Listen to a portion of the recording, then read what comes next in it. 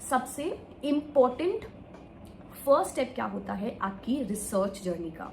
सबसे पहला important topic होता है कि जो भी आपको रिसर्च करनी है, आपको अपना इंटरेस्ट एरिया का बहुत अच्छे से इन डेप्थ नॉलेज होना चाहिए। ड्यूरिंग योर मास्टर्स टाइम बहुत सारे स्टूडेंट्स को ये आइडिया लग जाता है कि what is their research, what is their interest area. Interest area आपका कुछ भी हो सकता है, cancer biology, molecular biology, plant pathology, plant physiology, जो भी एरिया में आपको रिसर्च करनी है, आपको पहले वो आइडेंटिफाई करना है। उसके आइडेंटिफिकेशन के बाद आपका मेन टास्क होना चाहिए while preparing for the interview that you are focusing upon the increasing of your knowledge, कि आप अपनी नॉलेज को बहुत अच्छे से इंक्रीज करें उस पर्टिकुलर सेगमेंट में।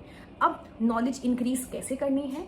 सबसे इजी तरीका होता है रिसेंट जो रिसर्च हो रही है उस पर्टिकुलर सेक्टर के अंदर, उसके बेसिस पर पेपर्स को रीड करना। अगर आपके बेसिक्स क्लियर नहीं होंगे, मेन एग्जाम जब आप इंटरव्यू में बैठेंगे, the interviewer would get to understand very easily because they start from the very basic questions and then they move forward to the difficult ones. So remember कि आपकी basic knowledge और आपकी उस particular area की research knowledge थोड़ी enhance रहे जब भी आप इंटरव्यू की प्रेपरेशन के लिए। सो आई होप ये पहला पॉइंट क्लियर है कि हमें हमारा रिसर्च एरिया आइडेंटिफाई करना बहुत ज़रूरी है।